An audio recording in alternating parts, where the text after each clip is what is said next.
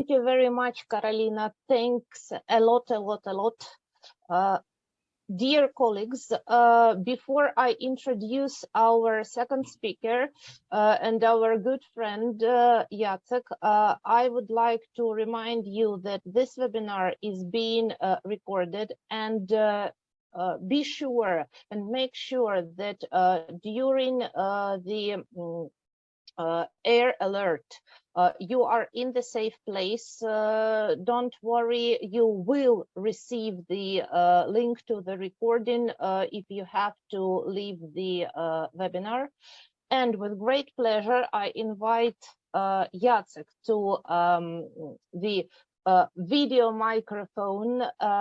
Before you start actually giving your workshop and sharing your ideas, I would say a few words that Jacek was supposed to come to Ukraine just when the pandemic started. So this is yes, so this is our plan after our victory, that you come to Ukraine to meet us face to face and meet Ukrainian teachers face to face. Jacek is already known for Ukrainian teachers, first of all, as a wonderful speaker during for our online events, but also if you might have forgotten, Jacek is a co-author of our best-selling course for upper secondary learners. It's Get to 100. Jacek, I'm not wasting anyone's time and giving the floor to you. Thank you very much. Right, I hope you can see my presentation. Hello, everyone. I don't know about you, but this is actually one of the first times I'm going to use English for a bit longer in the last, I don't know, 3.5 months, something like that, because I haven't worked with English a lot. I don't know about you, but me as a teacher, you know, I always have kind of this feeling that, you know, I won't be able to speak English after a longer break. So there's this fear. Will I remember the words? Will I be able to use the right word? You know, will they understand me?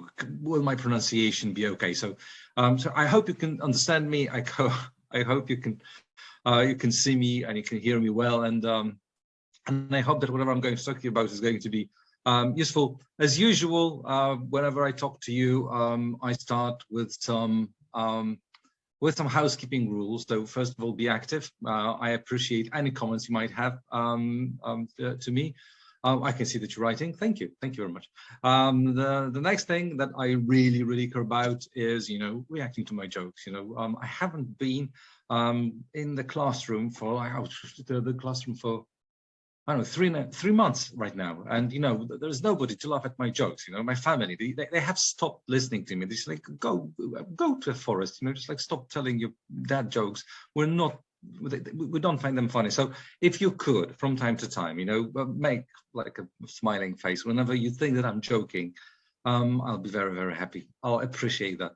And this, the last thing I would like to do is just, I know the situation is not very relaxing, but you know, try to relax for a moment and try to have fun for a moment, because this is my plan. I want to have fun. I want to spend time with you, and I want to talk to you about lots of different things. But before I talk about, you know, formative assessment, how to use that in your teaching and how I use that in my teaching, I'd like you to meet two very handsome gentlemen. Here they are. The one on the left is Bartek. The one on the right is Kuba.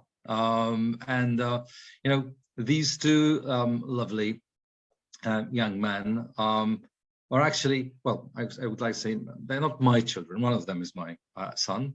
Kuba is my son. Bartek is Czesław's son. I know that you had the chance to listen to Czesław yesterday, and you know, he talked to you about formative assessment. So Bartek, the bigger one, is Czesław's son, and Kuba, you know, the smaller one is my son. They were born a few years ago because this is the way they look now, right?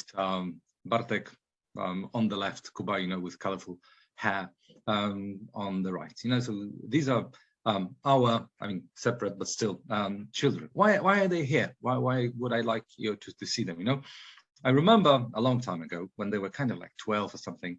I used to drive them to I think to a language school, you know, where I work. And, you know, on the way, just like I used to listen to the discussions, you know, talking about whatever happened in school, because they went to the same class. And one day, while they were talking, you know, they just started talking about their English test, you know, and just one of them, I don't know, I think it was my son. He said, "I'm better at English than Bartek because I got 85% from a test, and Bartek got only 84%. And it got me thinking, you know, like, you know, so I actually got into a conversation with us, like, what does it mean that you get 85% from a test? What kind of information is it? And like, what is like one indefinite article? Are you one indefinite article better than the other person? Or do you know one more word, or maybe, you know, two more words, or maybe, you know, three longer words, and the person knows two shorter words, which you don't know, which creates this 1%. And I realized that it's very difficult to decide if somebody, well, knows English well, just based on, you know, the percentage that you give him on the test. And, you know, the percentage is, you know, very, by the way, unfair, you know, when you talk to people. Another thing connected with this way of thinking is, you know, sometimes you take a look at your student's production, and, you know, you can see that, you know, the first student wrote a sentence, you know, which is, well, incorrect. There are a few mistakes here, but it's definitely much more ambitious. You know, the student tried, the student went out on a limb, you know, the student went for something, okay, yeah, I'll risk, you know. And we have another student who's correct, who uses his or her knowledge, you know, all the sentences, we have 3 sentences, short, basic, but are correct. Now, would you be able to say which of these is actually better? Would you be able to say which of these should get 85% and which of these should get 84, maybe 75 and 63.1? Well, it's very difficult to decide, isn't it? And if we want our students to learn, you know, it's not very smart, you know, to promote, you know, being correct all the time and being afraid of making mistakes, because if we do that, you know, they will not risk. So, you know, this is where, you know, my thinking about marks, you know, started going, and how I started thinking. And then, you know, I know that Czesław talked to you about that yesterday, you know, and then I realized, and this is like the result of some discussions and talks with my friends, that, you know, if you think about learning a language, you know, it's more like learning riding a bike than learning information and keeping it in your mind. Because, you know, like in biology, if you learn something, you know, if you learn what DNA is, you just know what DNA is, and that's it, you know, right? You don't need to kind of process that, you know, too much. In English, if you know how to make let's say present simple third person sentence, if you remember that you say he has and not he have, you know, well, fine, you've learned that, but will you really never ever make a mistake with that? I don't think so. You know, you are going to make a mistake. The same is true for riding a bike. You know, your parent, your mom, dad, Leszek, Czesław's brother, will tell you what to do, will teach you, it's like, you know, this is how you have to do that. But, you know, to learn to ride a bike, you have to try and maybe fall once or twice, or maybe 7 times, and maybe 20 times. So, you know, the point of a teacher being there, you know, for the student is not when they fall down, is not to tell them, you know, you rode the bike at 80% correct. You know, the 20%, you know, well, maybe it hurts, but, you know, 80% correct, learn better. You know, the point of the teacher is, you know, to walk with the student, you know, along like this road, you know, with them, and tell them, you know, just like, well, that's what's fine. That's maybe what you could work on. But the point is, you know, to help the student develop. And that's the main topic of our conference. And I know that Karolina told you, you know, talked about forming and, you know, using formative assessment forming our students, which is a good way to put that. But, you know, I still think, you know, well, this is my Polish teacher's soul, which I have to fight against. That, you know, whenever I see those 2 words, you know, my first instinct is to focus on assessment, on the word assessment. And, you know, to think like, okay, fine, it's all about assessing, it's about giving marks, you know, my students, they need marks. Oh, I will give them marks if they need that. But the point in formative assessment, that it's supposed to be formative rather than assessing people. And And that's what I would like to talk to you about. And this is what I would like to give you, share my thoughts on. One thing I'd like to make sure that I'd like to make clear is that, I know that you've listened about WILF and a few other things I'm going to talk about many times. So as I'm the last person here, I'll try to have a slightly different approach, not exactly totally different, because this is still formative assessment, but a slightly different approach. So I'll talk about a few of the elements. Formative assessment has lots of different elements that you need to work with and need to incorporate, to make sure that what you do in your classroom is formative assessment. But I will talk about basically three of them. So the first thing is that, for your student to understand, that they are making progress, that they are getting better, they need to have clear goals. For them to listen to you, and not only you, that's another thing. Well, we need to have a way of providing friendly feedback. And finally, it's all about testing, it's about assessment. If we want to well, make sure that our students progress, we need to give them fair tests, and testing that will in a way reflect what's in our way of teaching. So these are the three main ideas I'll be talking about today. So, well, without any further ado, let's take a look at our clear goals. So obviously, we you've heard this word WILF, right? It means wait a minute, why is it changing?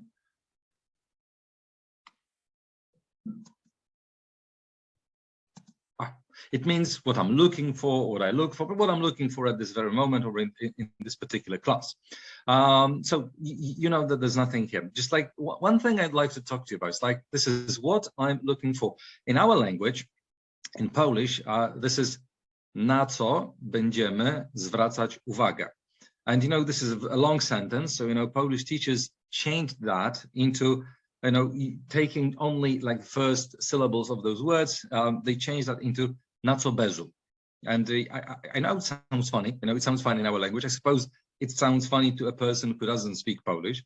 So if you could, just like react in the chat window and write what your Ukrainian version of what I am looking for would be. How you think you could say that, in a very short form, something like na co bezu. I would really appreciate that. I will appreciate you typing your suggestions right now. That would be really nice. I'm waiting here. So are you there? Okay, probably you are. So here we go. Let's move on. Let's move on with this speech. So this is WILF, and what I'm looking for. So we need to give our students like a clear idea of what we're expecting from them. And I know that this is pretty obvious and pretty kind of like simple. And telling from our perspective, yep. I mean, yep is probably you're still listening. So the thing is that when I teach, I know what I teach. And for a very long time as a teacher, I believe that I know that what students understood what the important parts were. But it's not always like that, I've noticed that whenever I tell my students about what's going to be on the test, I tell them things like, you're going to get the vocabulary from this box. And you know what? Isn't it obvious? That's part of the lesson. But still, I can see some students, circling the box and kind of putting like, okay, this is what I have to learn. This is what was clear for the next time. So one of the things, connected with teaching, and using formative assessment is telling your students clearly and exactly what you're going to test, or what you're going to focus on, or what the important things are. Because our students, when they come into the classroom, all they want to do is just like, spend the class, be in the class and, leave the class happily after the class is over, or sometimes switch off the computer in this, reality that we have. So the thing is that, letting them know that these are the important things. This is something that we are going to pay attention to. So that's the first step, giving your students clear goals. And when talking about those goals, I also have to mention that once you give those goals, if you tell your students this is what is important, this is what you will be tested on later on, you have to keep your word, because otherwise, what's the point of listening to a teacher who doesn't keep his own word? Like if I tell my students that something is going to be a test. But I also think, and I agree, because with Karolina, I agree with what she said, that whenever we want our students to learn something, we should give them a chance to learn more than is kind of given to them. That is, I usually have like kind of this deal with my students that 80% of the mark that you're going to get is going to be based on the words that you've got in your wealth, what I'm looking for. 20% is going to be something, and we'll talk about that a bit later, that you will prepare, something that you choose to learn. It's not necessarily what I want you to learn, but what you choose to learn. Because you know what? I think our students, sometimes, no, not sometimes, in lots of situations, they know what they need, and we not necessarily do. So, when you're a teenager, you probably look at the world from a different perspective. Probably you do look at the world from a different perspective. There are different things you're interested in. So, if you as a teacher tell your students, okay, there are 80% of the words that, these are the words you have to know, but also you can choose 20% for the test. I'll show you how to work with these later on when testing, when assessing. If you choose 20%, choose something that you like, something that you find important, something that you will find useful, even if I don't know what the useful stuff is. This obviously means that, different students will choose different words, but we're giving our students a chance to do that. And you know what? If we do that regularly, if we, regularly work with this, you will get something which is like a longer list of words that your students find useful. And now you can decide, you can tell your students, after every unit, maybe after every every week, this depends on you, it depends on on what the level of your students is, how motivated they are. You can either call it, the extra 5, and then you work with 5 words, or you can call it, 10 plus, and then you work with 10 words, or you can call it the beautiful 12, and then they choose the beautiful 12 words that they want to learn. But the idea here is not just choosing. It's just like having a separate list. Probably the other end of the notebook, the English notebook is a useful place. Though, my experience is that, when I tell my students, that, you have to know right at the end of your English notebook, they usually say, I'm sorry, but I have maths there, right? Or geography. And okay, so can you please find some place? But they find a place where they pick 5 words that they need and that they like, or whatever the decision is, and they put them there. But it's not only the words. They have to, for example, write 5 short sentences with those words, or they have to write the extra 5 plus 3 words they associate with these. So, for example, if one of my extra 5 words, my 5 extra words is, let's say apple, I'd write apple, and then I would write an iPhone, sweet, and cider. I don't really like cider a lot, but sometimes it's not bad. Okay, so these are those extra 5 words, and and this way you're creating kind of like this reference list. And if you work with your students for several years, and you do it regularly, and you come back, I'll show you how to come back to these words. You come back to these words, and you go over these words again and again and again. If they just learn extra 5 words every week, over the course of 3 or 4 years, they can learn like 300 words, 400 words extra. So you can see how this works, and this is something that, apart from the vocabulary they have to learn, this is going to be chosen by your students. Okay, so you can like have those clear goals, telling your students, well, fine, there are things I would like you to learn, but there are also other words. Okay, now my extra 5. Okay, so you can also play with the students, using those extra 5 words. Obviously, as most men, I love food. And some of you may remember that, you know, when I talked to you, you know, that's when I was writing Get to 100, I realized how much of my home food, you know, the cuisine that my mom and my grandma prepared is actually, you know, of Ukrainian origin. And so here we have a set of words. Can you please think and choose one? Just if you could type one of the 5 words I would choose as my extra 5 from this list. You know, you can just like decide maybe the ones I really like, or maybe the ones I can make, or maybe something else. So waiting for your ideas. You can type the thing that you think I would like to. I would put on my extra 5. Yeah, all right, nice idea. You probably just call it borscht, but you know, but borscht with beans and everything in Poland is actually called Ukrainian borscht. All right. Okay. Well, let's see. Let's see how good you guessed. All right. Yeah. So we have borscht, we have cholubtsi, holodiec, deruny, and fish and chips, because you know, because I love potatoes. You know, I'm a potato guy. I think that's the vegetable that rules the world, along with onion, but that's a different story.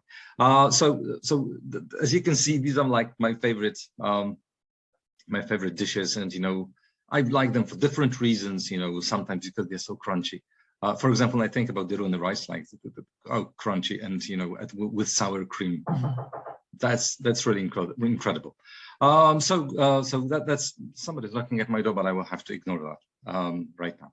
So the thing is that while working with this vocabulary, you know, you create some kind of list, and you create some kind of feelings. You know, you sometimes work with memories, and you know, people start kind of remembering things.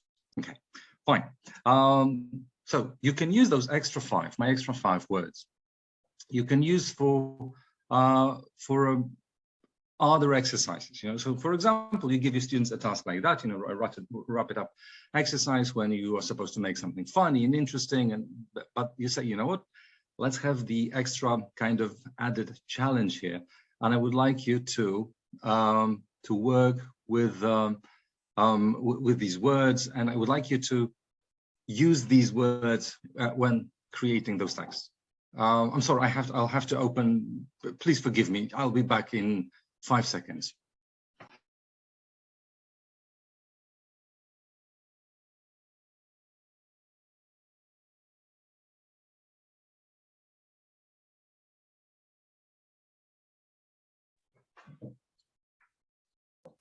Okay, and I'm back. So then you give the extra challenge, and your students work with the vocabulary they have chosen, and they create something that I would say is extra practice. So this is my extra 5. I hope you remember. Take a good look, because we'll be coming back to it in a moment. Now, friendly feedback.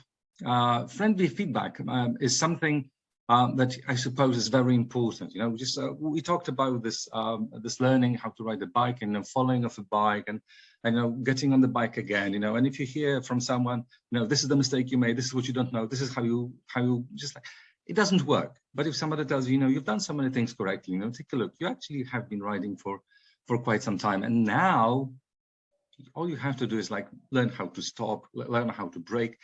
If this is how you communicate, you know, the student has a chance, you know, to try again and again and again, and actually, you know, they will see things that happen on the way, you know, of those problems that they have, not as problems, but as obstacles, which they will get over, and they will become stronger. Because, you know, this is how we become stronger, not by somebody taking all the obstacles from us, you know, and giving us everything for free, but when we get something the hard way, and when we make the effort, and when we overcome those obstacles. And this is when we start feeling that, wow, we're worth something, you know.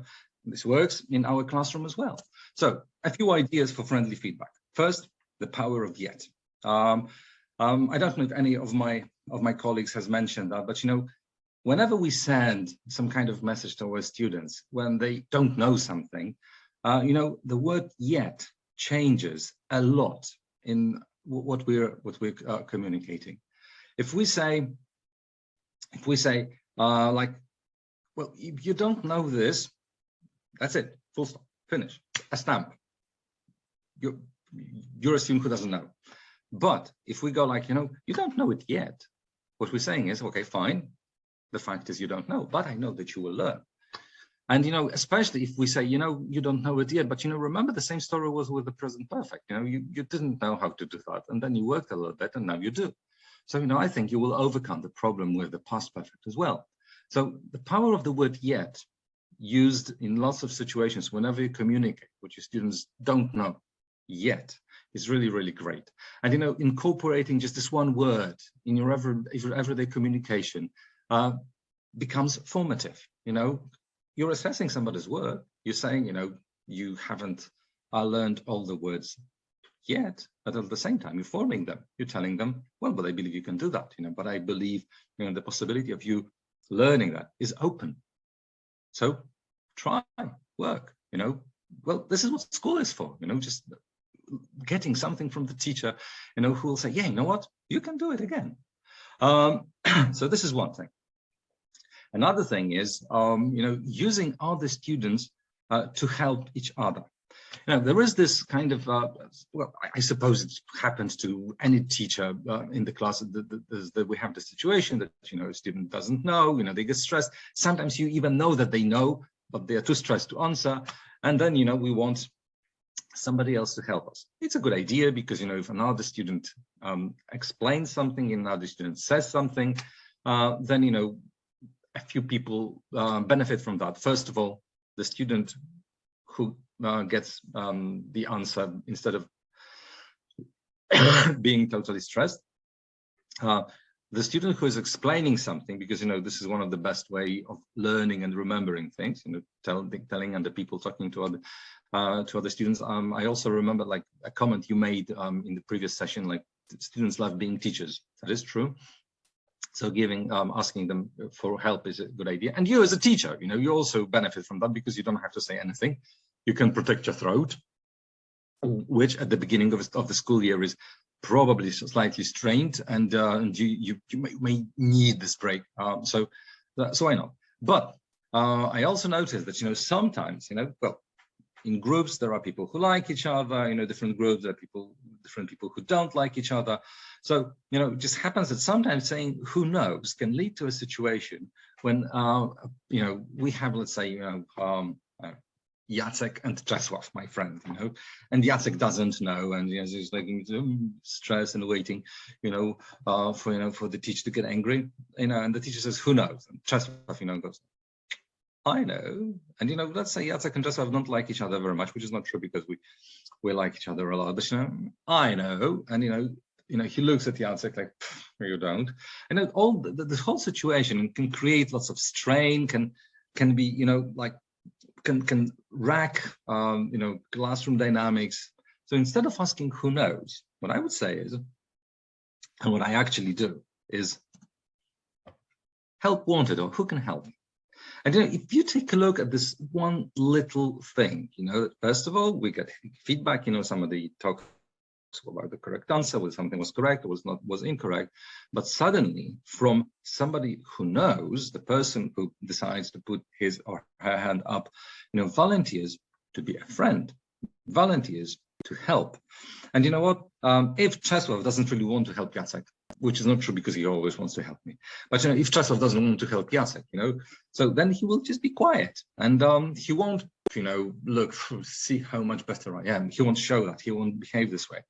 And if he still volunteers, maybe, Czesław and Jacek will have a chance to start liking each other, and maybe they will have a chance, to start accepting each other. So we have help, we have feedback between students, but at the same time, we create this very, very positive atmosphere. The atmosphere of, looking at each other. Okay, well, we're here together. It's our common journey. Like we're getting somewhere. Sometimes I'll help you, then you will help me. And usually usually when somebody says something in my class, I finish like, oh, thank you for your help, you know, because like I really want to show my students that, you know, we're here together, you know, we're a group of people, you know, we're here kind of with one common goal: have fun and learn. Okay, and you know, have a good time and learn, because this is why we're here in the classroom. So this little change from who knows to who can help or help wanted, you know, changes the dynamics of student feedback. And one more way of getting feedback, because you know what, in lots of situations, we think that feedback is what we tell our students, but formative assessment is a way of communication, and communication always goes both ways, right?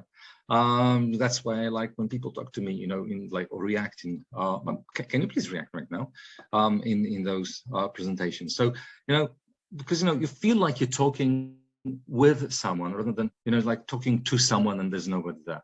So as a teacher, oh, thank you.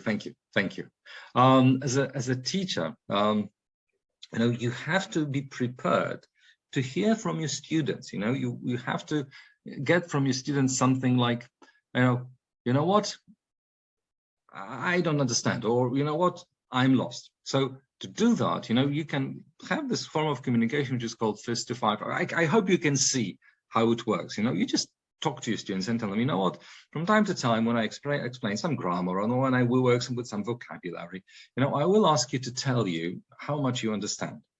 So if you don't understand anything at all, you just show me this. If you think that you're getting something, but you're not really sure with this, no, then you just show me I need help. And you know, if you want to say that, yeah, I mostly understand, you show me 4 fingers. Now, one very, very important thing. You know, if you tell your students now, can you please just react Fist to 5?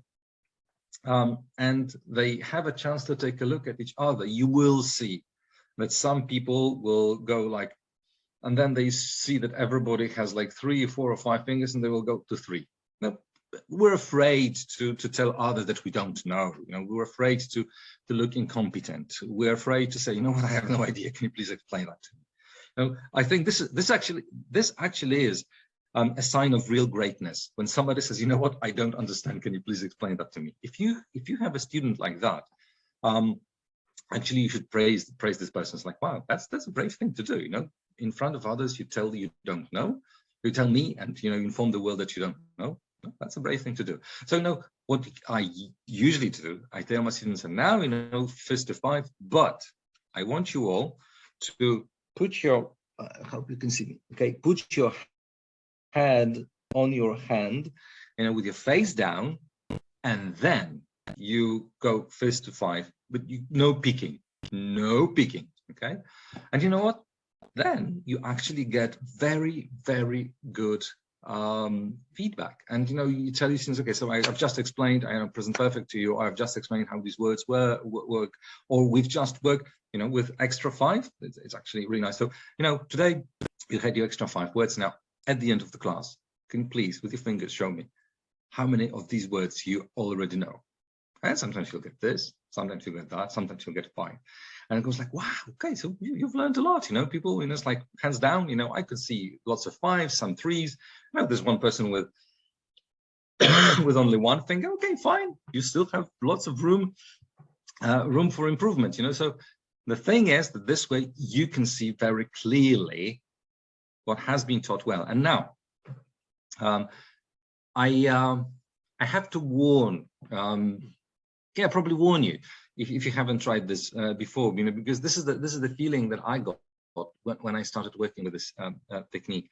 That is, sometimes I'm absolutely sure that my class was perfect, you know, I've shown everything, I've explained everything correctly, and you know, it's like they all know. And then, you know, I just like go Fist to 5, and like 2, 1, 2, you know. So my first reaction, or your first reaction, shouldn't be disappointment, shouldn't be anger, shouldn't be criticizing your students, shouldn't be saying like, yeah, well, if you had listened, maybe you would have understood, even if it's true, because sometimes they don't listen, this is why they don't understand. Because if we do that, we teach our students, you know, don't be honest.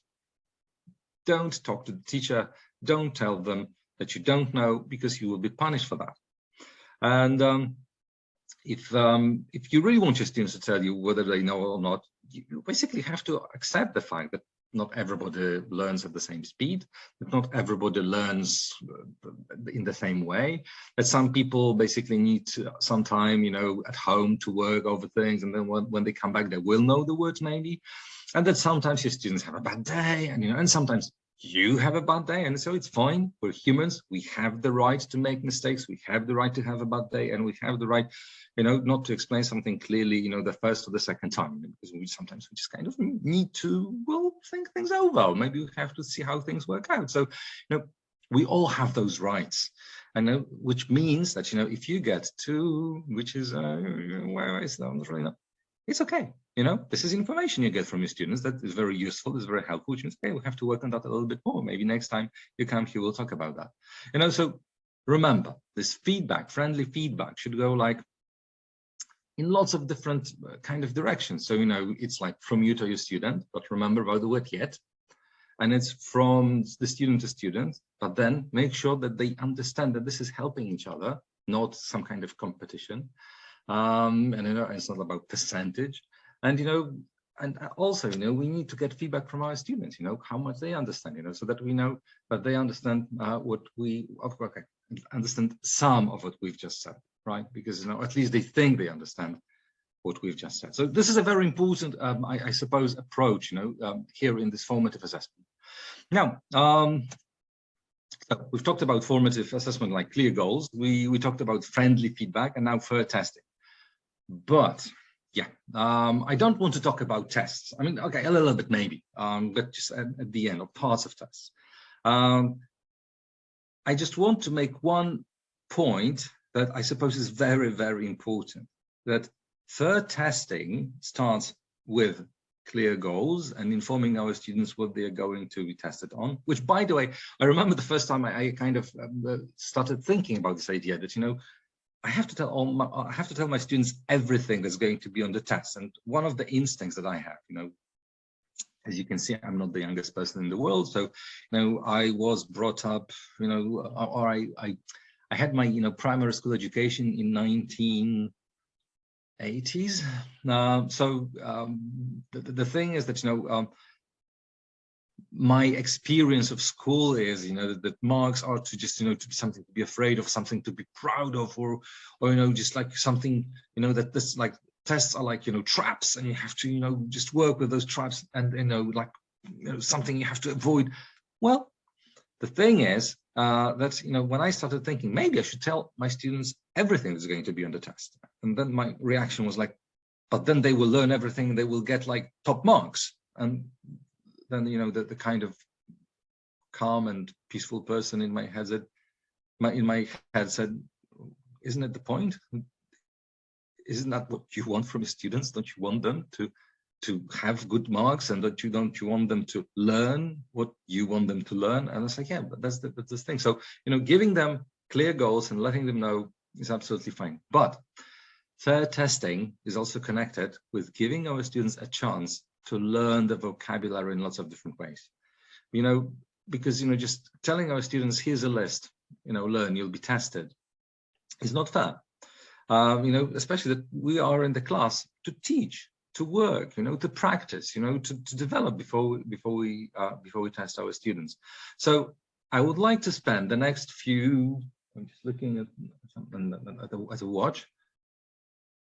The next few moments, talking about different ways of working with vocabulary, which prepares your students for tests. So, I will talk about different things, like recycling, personalizing, categorizing, and gamifying, vocabulary. And, some of these things kind of, they are interwoven, they work together, I hope you will see the idea that how, working with vocabulary, preparing and giving your students different forms of practicing can lead to fair testing, because your students get prepared for something, and then you can test them. So first, recycling. Obviously, you need to have some vocabulary recycling in lots of different forms, as you can see here. You know, you have an exercise in which you take a look at some words, you have to analyze them, you have to process them, you know, but basically if you take a look at these words, well, basically most of them are quite easy. So this is basically basically this is a revision exercise or recycling exercise at the beginning of a unit. Food again, it's going to be all about food. You'll be very hungry. I hope you've eaten. I'm very hungry after this this presentation. But you know, sometimes, you know, we could use a little trick or an exercise that I call "I know you better." You know, in our classes, you know, the groups of people, you know, that they are great. You know, they're usually friends. They know things about each other. You know, that they talk to each other about, like in English classes, they talk to each other, you know, outside classes. Well, they talk to each other during classes, you know, when we don't want them to talk, but basically they know each other, especially two people sitting, you know, at the same desk, you know, usually, you know, they've been there for like a few years, so they know each other. So when you have this kind of exercise, you know, instead of going for exercise number 2, or maybe tweaking exercise number 2, tell your partner if there are any food products in exercise 1 that you've never tasted. You can go, I know you better than you know me. So you know what? I know that. And then you go on and you tell the friend what you think they haven't tasted. You know, and you know, we just give them a few kinds of a few products, and you know, the student, the other person listens. Okay, well, you were right here, but you were not right about the octopus, because I did try octopus, you know, when I was in my holidays somewhere in Italy, whatever. Right. So basically, this is the idea. So one little tweak changes this exercise from just kind of, you know, working with vocabulary or talking about yourself into a conversation, because you know, we really, especially when you have a friend, you know, like, and you talk to your friends, so like, what's my favorite song? This is, by the way, something you can try with your friends, you know, ask your friends if they know what your favorite song is, if they know what your favorite film is, and if they know what your favorite food is. And I suppose lots and lots of you will be surprised that your best friends don't know. They go like, oh, this is, you know, so this is something, you know, we learn something, you know, you will have like those moments like, oh, you don't know, I told you, or, you know, how can you not know? But the point is, we have emotions, we get involvement. And this is a very nice way of recycling vocabulary, you know, using this I know you better kind of strategy, right? Personalizing, you know, working with vocabulary that, you know, want to personalize. You know, one of the things about the brain is that, you know, our brain is extremely egocentric. Our brain just cares only about itself. So if the brain sees something as useful, something that's personal to it, it will learn it. If the brain thinks something is not useful, it won't even pay attention to that. So, you know, working with personalizing vocabulary, personalizing exercises is a way of making sure that the brain notices some vocabulary and says, okay, I need that because I can use it to talk about myself. Right, so all those things like work in pairs, tell your partner about your favorite kind of food, you know, tell your partner if you agree with statements in exercise 23. If you want to know what the statements in exercise 23 are, well, you'll have to take a look at the book, but they're cool. So the thing is that, you know, basically they make the brain get involved. But I also have, again, one little thing, one little tweak, one little change, something that I call my story. And my story approach is, can be, you know, here again, it's food, but generally can be used with anything you want to. So at the end of the class, you know, students have to, they can use the extra 5, you know, like, I don't know, borscht, holodiec, right? And, you know, that they, you know, you have to talk about whatever, you know, the topic of the class is, and make it personal and make it like, for example, if you want to, you can just, let's say you've had a class with the past simple and said, okay, fine. So now use the vocabulary and talk about what you did with these words or with those ideas, like last week. And then you will talk about, you know, what kind of food you had last week. What kind of food you enjoyed, like, you know, potato pancakes. I think I actually had them last week.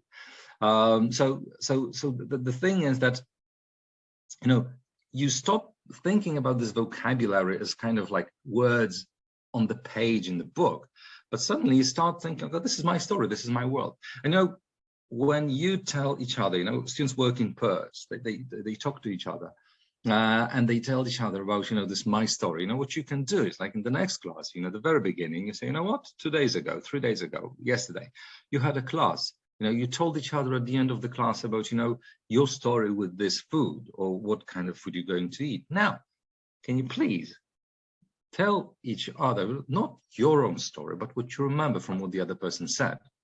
And again, the first time you do it, people will go like, but I don't remember, you should have told me I'm supposed to listen. But if you do it regularly, you will see that after two or three classes, some students will be taking notes, about what one person was going to eat, or what one person ate, some days ago. And, then when the next class begins, okay, so that's what you did. You ate this, you ate that. So again, we get personally involved, and we learn how to listen. And I really believe this is something that, we really missing. We don't listen to each other, right? We listen to sounds, we listen to words, but we don't listen carefully. And this exercise, apart from great personalized vocabulary revision or vocabulary consolidation, is also a lesson in listening, a lesson in being a good person, being a good human being, which I think is even more important than English. So that's the thing, right? So this is my story, something that you can repeat at the end of every class. And by the way, I have to say that this is also a great way of getting out of trouble when suddenly you realize, that you have like 5 extra minutes left at the end of the class, and you've done all the exercises and you don't know what to do. It's like, whoop. And then you go, okay, fine, my story. Now just, now you work with the vocabulary, and useful exercise, and can bail you out in a situation when your lesson plan doesn't go as well as it should have. Okay, categorizing, working with different categories. And well, obviously, again, we have categories. We have meat, which vegetables. Again, the brain works in this funny way that we don't just learn the words kind of in a meaning, and we don't just put it on one shelf somewhere in our kind of mental lexicon, and it's there. When we want to remember a word, we usually get to it through lots of different connections. And the more connections we have to a word in our brain, the easier for us it is to find the word. So if you just learn one word, and if you just kind of use like beetroot soup and borscht, right? Which, by the way, is not the same thing. Borscht and beetroot soup are different things. I don't know about your country, but in our country, yeah, different things.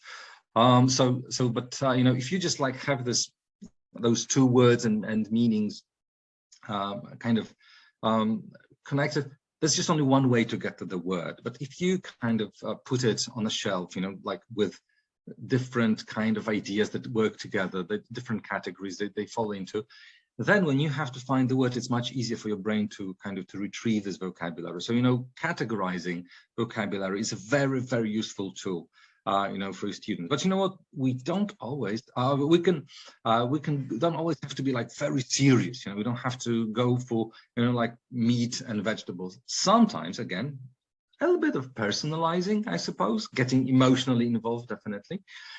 You tell your students, to use vocabulary they've just seen, or the extra 5, or the beautiful 12, whatever you decide. And now, can you please write a sentence that starts, everybody knows, and we're talking about food. Some people know, and not many people know.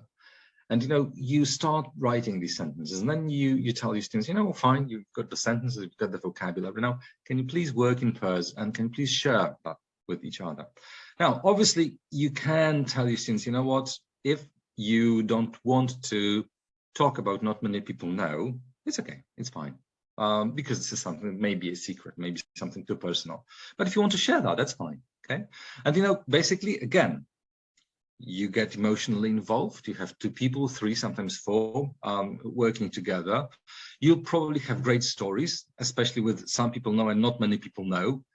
because like not many people know that I can cook, and then you just give a name of something and it's like, wow, you really know how to cook that, you know, how do you do, where did you learn that, you know? So and then so this word stops being just one word, you know, like this spelling, sound and meaning kind of trio, but suddenly it becomes a word that's kind of connected with somebody's life, you know, and you know, it's important for you to remember this word, this kind of dish. Let's just talk about and in this case, right? So again, this is a way of categorizing, you know, so like different categories of words, but we can sometimes really go crazy, you know, with our categories, because, well, who says that teaching has to be serious all the time? You know, I once had a student who made a comment, you know, we're having so much fun in this class that I don't know if we're learning anything. And I said, like, so what, you want to get bored and scared and stressed, you know, to feel that you're learning? No, learning can be fun, you know, you don't have to be bored. No, so why not? Why not go crazy from time to time, you know? And, you know, you can work with such categories, you know, so you show your students some vocabulary. Okay, so the first 5-letter word I can see is, and, you know, I can see spicy. I don't know why, but spicy is the word. A word I could use to name a pet. That's an interesting one. You know, if you could just use one of the words here to decide what kind of name to a pet, give to a pet. You know, my son, Kuba, is going to adopt, is going to adopt a cat. You know, it's like he has started the process, and so we're going to have a cat at home. So, you know, what is there a word here that we could use for a cat? I'm definitely not undercooked. I think that would be kind of scary.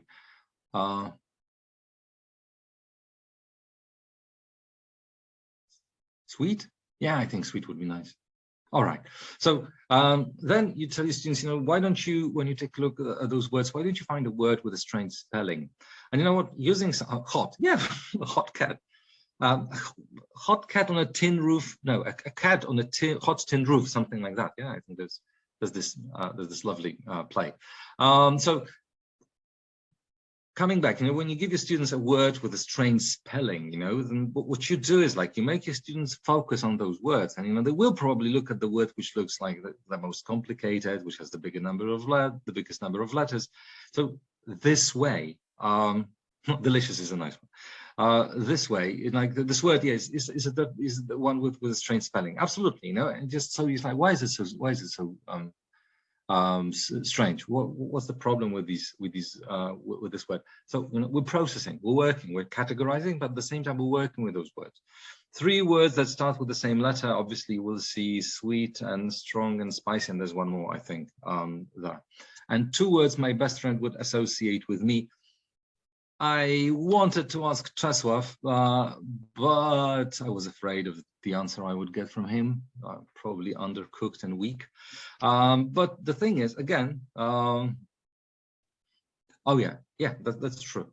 So the thing is that you know, if you think about these. If you think about these words, you know, again, your best friend, especially if your best friend is sitting next to you in the class, you know, you can work, you can tell each other like, oh, what's the word? You know, how do you, would you really, oh, really, you think? You really think I'm hot? Ooh, stop it, you know. So basically we get into some kind of personal communication, which makes the feelings involved in our learning strong. And you know, the thing is that we tend to remember things which are connected with emotions better, positive and negative emotions. But you know, in the classroom we're not going to use negative emotions. There's enough negativity in the world, right? In the classroom we want to use only positive emotions, but there's lots of research showing that. Okay, the next thing is, just like I have to see, oh right, I think I was supposed to finish 7 minutes ago, is to gamify. Now, we love games. Let's take a look at a short video. I hope it runs. Oh, but wait a minute. I'll have to stop sharing for a moment because I have to share.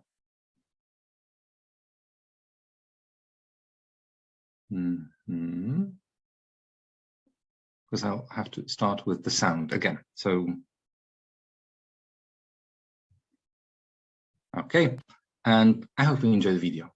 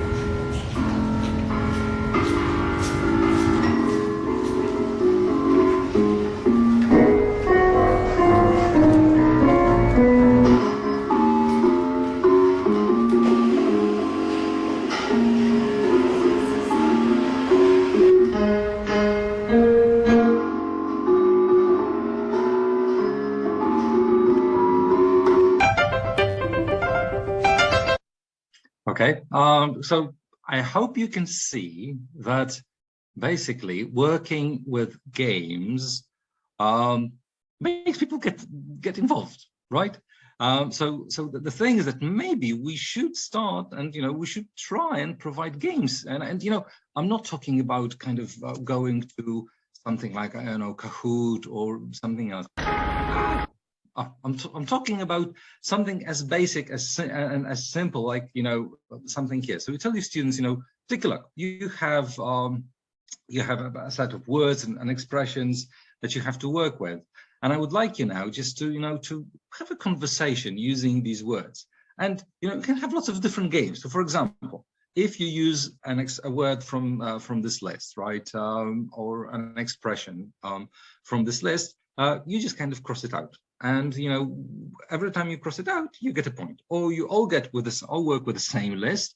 And once a word is crossed out, you can't use it again. Let's see who manages to use most words before the end of this conversation. Or you can tell them, what, if you make a sentence in which there are 3 words from the list, you get, you double the score. Or if you use like a word the first time, and and somebody uses the same word but in a different sentence, or uses a synonym, they get extra point. The idea here is that you tell your students, talk, use the words, make sure that they are used correctly, and get points for that. This adding those little points, will motivate lots of students. Go like, oh yeah, I have to use this one. Oh, this hasn't been used. How come? They will talk. I know, obviously, this is not very natural way of speaking. It's not, the way we generally speak in everyday communication. But at this point, we want them to practice vocabulary before the test. Or, you can work with your students in a different way. You can, ask them to close their books, just like this is just to demonstrate a little bit. And you can ask your students to close their books and then tell them, what, I have an idea to you. Do you remember which page or which unit this and that word was from? And they have to remember. Oh, do you remember which what picture you could see on the same page? Or do you remember? And then you ask about, so you make your students focus and try and guess things out. It can be about the unit, it can be about the photo, it can be about 2 other words. So now I have a game for you.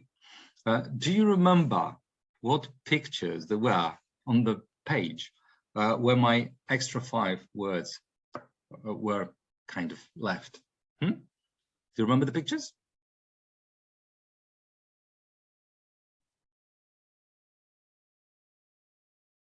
Yes, one was borscht, and the other one?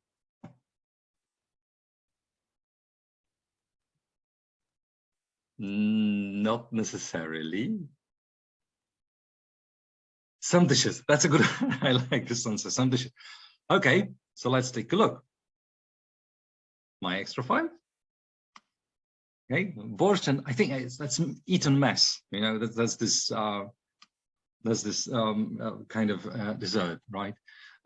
So as you can see, you again go over the same vocabulary. You start thinking. You have to process the same stuff, but panna cotta, it kind of looks like panna cotta. It does. So the thing is, this is, again, you play a game with the students, but at the same time, you work with associations, you work with the vocabulary, you make them kind of focus and work hard, and things which are retrieved, with some kind of effort, are better remembered. Okay, so that's the kind of game we can introduce. And one more thing, when I talked about third testing, I told you somewhere at the very beginning that you have like those extra words, the extra 5 words, so the 20% of the final mark, that should be something personal, something that your students choose. So this is like a task that you can, or a few ideas for tasks you can include in your test. So you just give students, like, give 3 to 5 words from your extra 5 list from this unit. So you give them regular tasks, but also one more in which you say, okay, now this is your vocabulary. This is what I'm interested in. Now, do you think some students may want to cheat and write any other words because they don't know you're not going to check in the notebook? Yeah, Some probably, but most will not. And most will say like, okay, so that's why I'm learning that, this is what you're giving, why you're giving them to me. And, as they will work with the extra 5 words, repeatedly in the class, most of them won't have this need to cheat, with other words. So basically they have a reason. Or, another exercise is give 3 words from extra 5 unit list from this unit and explain what they mean, right? Or 3 words in a sentence or a short story, or could be 5 words or 7 words. But remember, this is like one task for your students to let them know it's really worth it.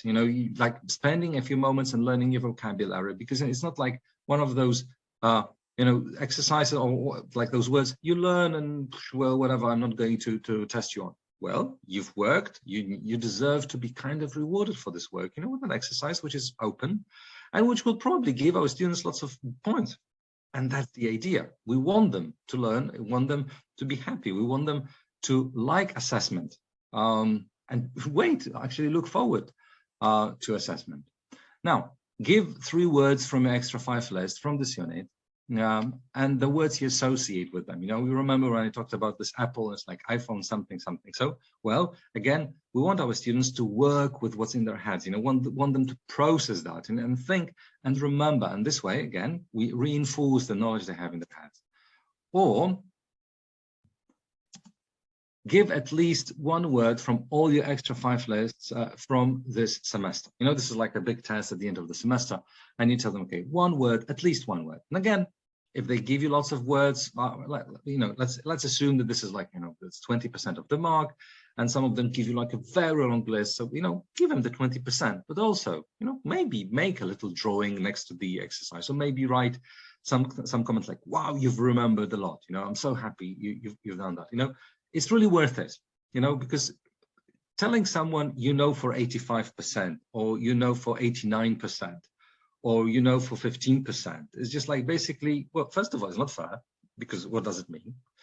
Second of all, it's not really motivating. But telling them, wow, I'm really happy, you've learned so many words, or even you could, because sometimes you remember such things, like you remember you didn't remember this word, and then I said you don't know it yet, now you do, so maybe we should make some effort from time to time, when we communicate with our students, because it's an effort which is like worth taking, because now you help your students, you make them happier, but at the same time, you make them people who want to cooperate with you. We learn because we like our teachers. It's like one of those tests that I usually kind of conduct with my English university students. It's like something that I tell them, what, can you please think about the subject that you hated most when you were a student? And they go like, oh, I guess that's so. Now tell me, why did you hate the subject? And most people say, because I had a stupid teacher. We don't hate subjects. We hate teachers that teach those subjects. And, we don't generally love subjects. We love those teachers who teach those subjects. So if we make assessment something that makes our students happier, if we make them, we do that, we form some kind of communication link. If we form a relationship, if we form our students with clear goals, friendly feedback, fair testing, next time, you walk around the classroom and tell your students, we're going to, oops, what happened? Wait a minute. Okay, next time you walk around the classroom and, you work with the students and you start thinking something like, my computer is slowly refusing to work. Okay, so let me see. It's going to work this time. It's not. It doesn't matter. It was the last slide anyway. So next time you work with the students, you're not going to get like people who are afraid, people who say, no, test again. Okay, fine. You want to show me how much I've learned, and I want to show you how much I've learned. You've given me the chance to learn. You've given me a chance to make friendships. You've given me a chance to make relationships. So, people, mark my words. This is what you will get from your students, because I really like you. Because I really want to show you what my words are. And I think we all we all need that. You know, we need teachers in this awful and dark world that show people that they are worth something, you know, that show people that they can be better and they can develop. And even if they don't know something, it's because they don't know it yet. Thank you very much. Jacek, thank you very much. The first thing I would like to say that I feel really hungry. I'm sorry. Because all the vocabulary activities, all the games were on the basis of a very specific vocabulary set, which and I'm sure that all the participants are also looking forward to having their late dinner or early supper or something like that. The second thing, thank you very much for taking this topic. I mean, topic vocabulary. Especially when we talk about upper secondary learners, vocabulary is everything. And lots of your ideas are really applicable and very useful and very practical. The things I love about your presentations and your talks is that you take your ideas and use it in the classroom immediately. Thank you very much, really. For all the participants, I have several things more to say, and I'm gonna switch into Ukrainian. And I'm going to try to understand. Okay. If you don't understand something, don't hesitate to ask me. No, if I don't understand it yet. Yeah. I love the word yet. I think the main word which is a takeout word from today's session is yet. We don't know this yet.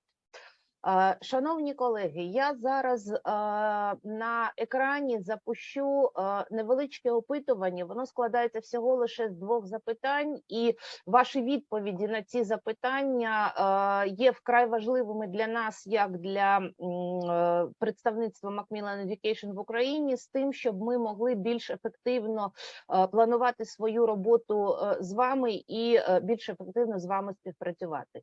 Я зараз запускаю це опитування, після чого буквально кілька слів і будемо з вами прощатися до завтра. Отже, я запустила опитування, дуже прошу вас дати відповіді на ці 2 коротеньких запитання. Бачу, пішли відповіді. Дуже вам вдячна за те, що ви це робите. Для нас це дуже важливо. Так, бачу, колеги відповідають. Іде у мене на екрані, я бачу, що йдуть відповіді.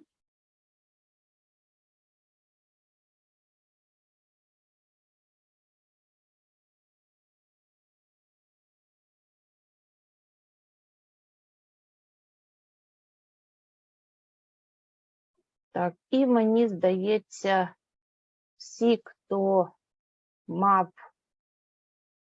бажання і можливість повісти, відповіді свої, ані ще йдуть відповіді.